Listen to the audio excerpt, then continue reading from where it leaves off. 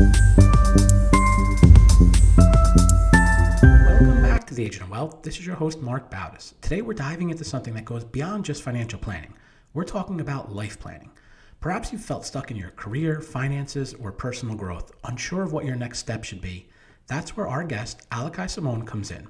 She's the author of Conquer Your Summit, How to Build a 5-Year Plan and Live Your Best Life, and the Summit Method, a 3-step strategy for success in self, wealth, and community. Her work focuses on creating a structured, actionable plan for achieving success in 4 key areas: personal growth, financial freedom, career success, and community impact. Today, Aliki will share insights from the Summit Method, and we'll discuss how to craft a 5-year life plan. We'll also discuss why financial freedom is a crucial part of long-term success and the mental tools needed to stay on track. Aliki, welcome to the show. Hello. Thanks for having me. I'm excited to be here. All right, so before we jump into the Summit Method and your approach to life planning, I'd like to hear a little bit about your journey, what led you to this type of work, and why'd you feel compelled to create this framework? Absolutely. So I am a former aerospace engineer. I say former because I studied aerospace engineering. I worked in the aerospace industry for 10 plus years. And then I decided to make a full life shift change. Maybe that sounds familiar for a lot of you out there who have, just gone on a different path. Well, that engineering mindset is still very deep in everything that I do. But I'm also a creative. I'm a musician, a muralist, and I have this strong passion for, so many dreams and visions I have for life. And that's been with me since I was a little girl. So this struggle, this back and forth between the right and left brain has been something that I have, built through my whole life. And when I graduated college and I started my first, big girl job in aerospace, I realized so quickly that I wanted to do so much. I wanted to grow. I wanted to travel. I wanted, to figure out what does financial stability mean, because I feel like a lot of us, don't necessarily learn about financial education growing up. And then we, those who go to college, you get out of college and you're supposed to just have life figured out, right?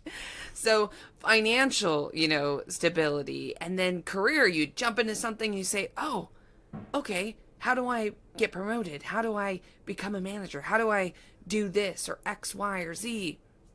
And that starts filling your mind.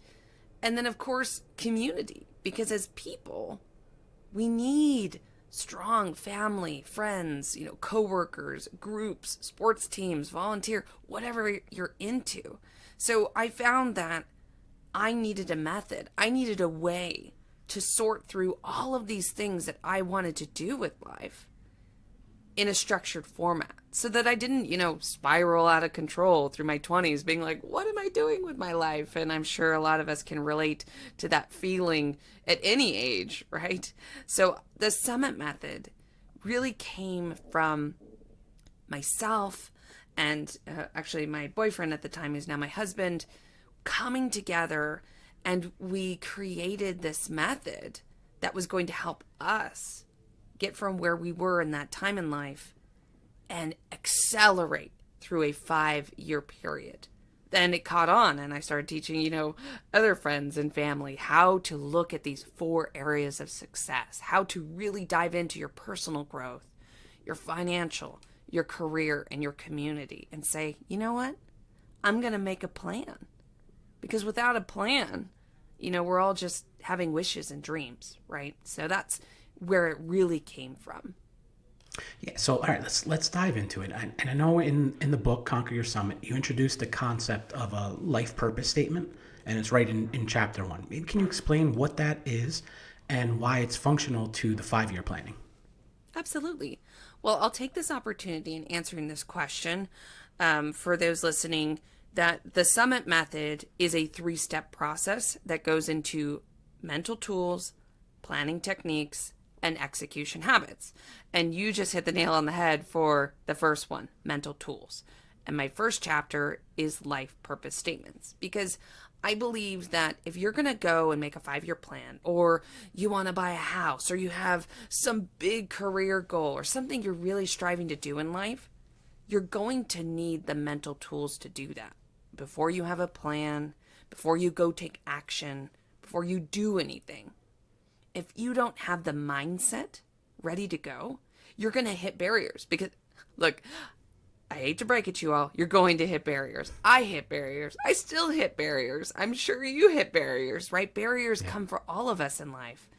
And if you don't have the proper mindset, you're not going to be able to take those barriers, learn from them, and then grow past them.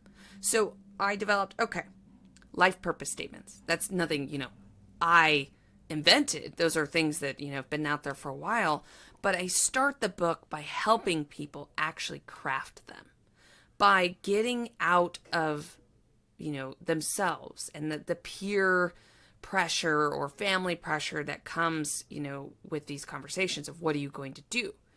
And I have people go through a set of mind maps where you're going to answer, a mind map is blank sheet of paper, prompt or question in the center, and then you spend 5 minutes making every idea that comes, to mind. There's no right answer, there's no wrong answer, because no one's going to read this. It's just you. It is your opportunity to put all that pressure aside and really think what you want. What are you thinking deep in your mind? Where does your passion flow? Where does your mind flow? Where does, logic flow? All on the same page. You're going to answer questions like, what are experiences in my life that have deeply affected me, or people that have deeply affected me? That's where you might get into some intense, why am I the way that I am feelings. Then you're going to also do mind maps that are, what does my ideal life look like? This is where you're going to let yourself, go wild. What do you really want? Don't think about the barriers you might have today. But if you could craft that ideal life for yourself around personal growth, financial, career, or community, what are all those ideas? And those are just 2 questions, but I have about a set of 5 questions in that first chapter that are meant to really pull these deeper thoughts from your mind. And then start asking yourself why, right? And then that's what, funnels you down into this. My life purpose is to do X because of Y. And these statements are supposed to be something that drives you. When you read it, you pull it out of your wallet, or you see it on your door when you leave the house, you're like, yeah, that's why I'm doing this. Or when times get tough, or you discover you're in more debt than you thought, or you've got a relationship problem, you bring out those statements you've made, and they should be able to help you bring some of that fire back. They're not going to cure you instantly, but you got to start there. You got to start with these mental tools and bring a positive growth mindset into your life. Yeah, I see a lot of people struggle with that, especially on the financial planning side, where, what we'll try and do is kind of map, all right, this is where you are, this is where you want to get to, and then this is what you need to do to get there. But so many people struggle with either articulating or kind of even thinking about, this is where I want to get to, that life purpose statement. On the financial planning side, they'll say, well, I want to retire, I want to put my kids through school, and it's kind of these vanilla type of goals. But like you explained it, it's maybe if somebody goes deeper with it into what they want to do, it's really like that whole concept of the hardest part is getting started. Once they get started and figure out the process of thinking about it, then they can probably uncover and mind map a lot of different things, and it probably opens up kind of really what they want to get to. But once they figure that out, their why and what, their what and their why, how does that translate into the how, or what they should be, if financial freedom in 5 years is, if that's their 5-year plan? How do you then translate that into, well, to get there, this is what you need to do, now, in 6 months, in a year, in 2 years, and 3 years, 5 years to actually, and I guess it's that actionable part of it. Absolutely. Perfect lead into the second step of the summit method, which is planning techniques. And in its simplest form, if you're listening right now, it's taking those big dreams, the top of the mountain, the big scary, item you want to accomplish, and breaking it down into smaller bite-sized chunks. It sounds so simple, but you'd be surprised at how many people don't do it. They don't spend the time to actually break it down. Because if I want to run a marathon, I'm not going to go out today. I'm not going to put my shoes on right now and leave the house and go run a marathon. I don't run. I don't really like to run. You're going to have to train. You're going to have to start by buying running shoes and then maybe, figure out a training plan. Maybe you start walking. Then you do, a half a mile run and then you start growing from there. And this is something that takes the course of months, sometimes years, depending on where you are today in your health and how you want to get to that bigger goal of running a marathon. So it's the same with these big financial goals, or again, your personal growth, financial career, community. You set a 5-year, you set that big dream. And like you said, maybe it's buying a house, right? Well, a lot of people are struggling with, how am I ever going to get, a down payment together? Okay, look in your area. What would it take for you to get, let's say, a first-time home buyer loan? So you got to educate yourself. You got to go and learn something. You got to look online. Maybe if you're into AI, talk to AI, see what AI has to say about, recommendations, but go join a program, get a coach, a financial coach, find out what would need to happen in order to get a specific loan and a down payment on that house. And then say, okay, well, in a 5-year plan, what is that, number divided by 5? Now you need to try and save that much money every year. Okay, now we break it down into 12 because there's 12 months in the year. So how much do you need to save each month? Then you think about, maybe you're paid monthly, maybe you're paid weekly. How much of each paycheck would you need to set aside? Knowing that if you did that every time, at the end of 3 years, 4 years, 5 years, whatever you set your goal to be, you would have that. And suddenly, this large number that seems completely unattainable is like, oh, well, that's either still going to be tough or, wow, I could probably do that. And yet you spend year after year just thinking it's this, you can't do it. It's this unattainable mountain peak. And that's what planning techniques that I teach in my book are supposed to help with. It's supposed to say, take that big goal, put it over there in the future, and start breaking it up. Figure out the mini steps. Figure out one simple task for each month of the year. And then go do it. That's, next step. But the execution habit side. But it's so critical that you actually just educate yourself, break up the steps, and write it down. That's the planning techniques. And before we end this thought, I will mention, just remember, good planning is not done in yearly cycles. Yes, we have New Year's resolutions and the whole, everybody wants to hop in on that. But what I really, really focus on in the Summit method is that every 3 months, you meet back with yourself or your partner, if you're doing this with a partner, and you review your plan. You may have set the 5 years. You may have a goal for every year and a task for every month, but every quarter, every 3 months, you're going to review your data, figure out what your accomplishments are, and where you need to go for the next 3 months. Because if you wait to have another goal or to see where you were at the end of the year, you are going to procrastinate and you're not going to make the needed progress or adjustments that you need to make. So break it down and do 3-month check-in cycles. Can you take that same approach, not the 3 months, but we were talking about taking that goal and breaking it down to a goal that's maybe not as quantitative in nature, right? So, you can, like the financial freedom or buying a home, it's very quantitative. You can say, okay, I need to break this down. I need to save this much per paycheck or per month to get to where I can afford the down payment, I can afford the home. But some people's goals, maybe it involves, and even in your method, I think there's a third step where community involvement takes place or social contribution, which isn't as tangible a goal, maybe as some of the other ones. How does someone, can they take the same approach to that, or is there a different approach that should be taken for those types of goals? Yeah, I'm really glad you asked this question because you're totally right. Not everything is this easy, bring out a spreadsheet and chunk it up into quantitative forms. So community is a perfect example for that. And it is so important.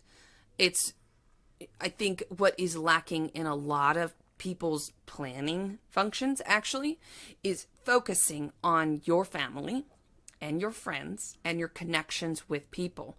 So what I have people do there is I actually have them write down a list of names, right?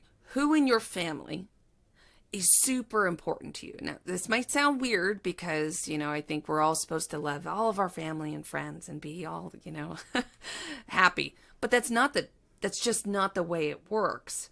There are people in your family, either your immediate family or some of your extended family, who maybe mean more to you than others in your family. And I'd ask you, what are you doing for that relationship? Friends. Do you have friends that you absolutely love, or, maybe distance has come between you because you physically have moved to different areas?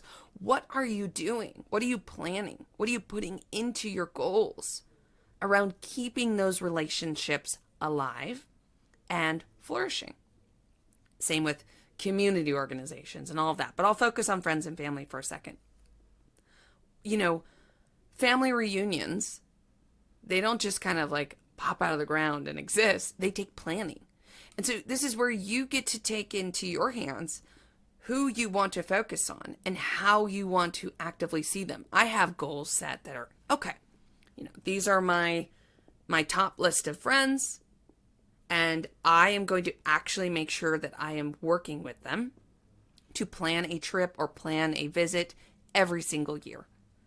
Or same thing with certain family members, because I am not close geographically to most of my friends and family, and I have to make goals and create actionable steps to see them. Or, those are big things, but a smaller thing that I tell people a lot about is just general conversation, right? Start a group chat. Start digital communications.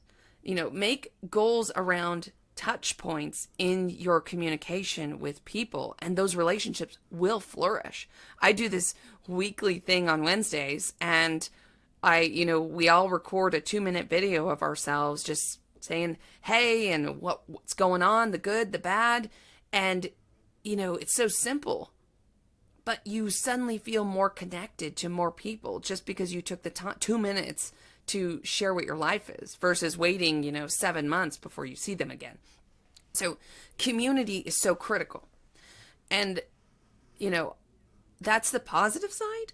But as far as planning for something as ambiguous and, not numbers based as community, there's also the negative side where I bet there are people in your life who might be a little toxic, or, family or friends who you've gotten to the point where it's just not working anymore. And I also teach people that you need to think about that. You need to, go through all your relationships and decide where you need to set boundaries or potentially, move away from those relationships. Too many people are, dragging along challenges that maybe it just needs you need to sit down and do some actual thought planning around who you want in your life.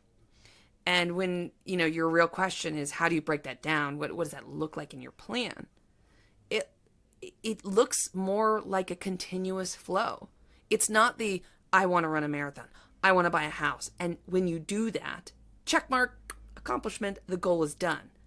With community, it's saying, I want to have, a family camping trip with my father and my sister every year. That's forever, for as long as everyone is able to do so. And I have that in my map through my 5 years. And I just make sure that I do the work and the effort to make those plans with the community, to connect with people, and not let all of the distractions and social media and craziness of life take us away from the people we need to be with. What are some of the tools that people can use to actually manage this process and just make sure they're on track, or they're doing what they said or they need to do? Is it just simple spreadsheets, or are there other tools available that someone can use? Absolutely. So that leads us to the third step of the Summit method, which is execution habits. Because you can have the best mindset in the world and have detailed out beautiful plans, but if you don't actually execute, do the actions, and follow through, you're likely to not reach the success you want to get to. So what I talk about is data. Data means visualization. We have these beautiful sandbox, in our mind where we can create all kinds of thoughts or hide or make excuses or think something is that it's not.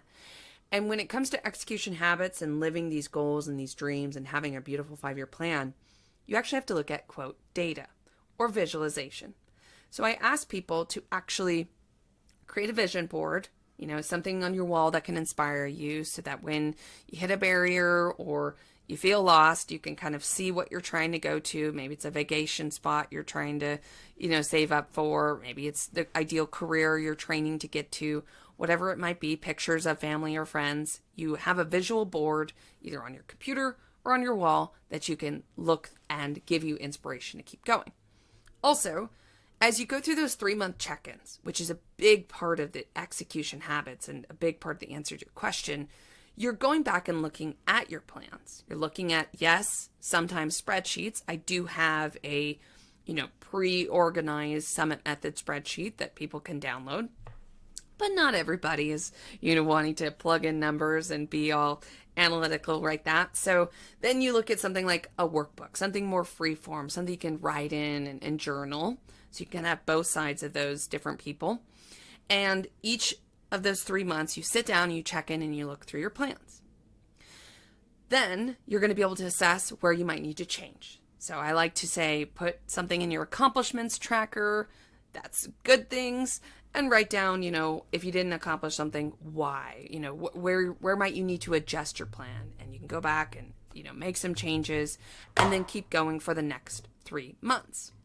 But it's really about data, because if you do all this time and you create a beautiful plan and you think about where you want to be, but you never go back and look at it, you're going to forget, and you're going to, create a new thread in life. You're going to turn down a road and go in the wrong direction. So I really focus on methods of visualization, whether it's colorful and visual and photographs, or, an analytical spreadsheet that's tracking every task and you've got green and red saying, yeah, I did that. Yeah, no, I didn't do that. Why? And kind of do the analysis. You can go either way with my method, and I have templates for that. But you have to actually check in with yourself and focus on where you need to go. You mentioned earlier that it's never going to be a smooth path for anyone. Do you have any tips for when someone does experience a challenge or a setback? How do they bounce back and get back on track? It's a good question. So I like to make sure to say these setbacks happen, and it is okay to have those emotions and to, give in to kind of the, I give up, I can't do it, the frustration. Give yourself the, quote, 5 minutes, if you will, of what that feels to you and what it means. And that, a lot of people tend to spiral around assuming what's going to happen and thinking that if this happens, then that will happen, then this will happen, and, this downward spiraling slope. So I like to say, okay, feel that motion. It has its place, but either set a timer or give yourself a couple of days or whatever it might be. And then you have to act. You have to actually make a plan and look at, again, data to see what the truth is. Because it's so easy for us to assume what's going to happen versus coming up with a plan and the details of how to get out of a certain situation. And it's sometimes easier to hide, but in the case of barriers and setbacks, I do ask people to kind of do, an emergency summit, if you will, and sit down, look at the problem face on, get a mentor or someone who's experienced in getting through that particular bad situation. You should really always have mentors in life, or an accountability partner, someone you could talk to and work through. The worst thing you can do is just kind of go through things alone, basically. So don't be alone. don't spiral into, oblivion emotionally and create a bunch of untrue facts, quite frankly, in your mind. Stop. Bring somebody in. Bring in those plans you made. Get educated on the right way to get out of a situation and make a plan to get there so that you have now course corrected on this, road trip journey we call life. Yeah. All right, Aliki, that's all the questions I have for you today. I want to thank you for joining me on today's episode of The Agent of Wealth and providing a lot of valuable insight. Before we go, where can listeners find your books and learn more about your work? Awesome. So I'm Aliki Samone, author of Conquer Your Summit, How to Build a 5-Year Plan and Live Your Best Life. You can find my books on Amazon, but also if you just go to my website, which is www.conqueryoursummit.com, you will find links to the books, links to a course, a video, audio course, if that's how you like to learn. And you can contact me there as well with all kinds of other templates and helpful tools. So yeah, head to my website. It's the best place to go. And I hope to connect with you at some point. Great. We'll include all that in the resources section of the show notes. Thanks again, Aliki, and thank you to everyone who tuned in today.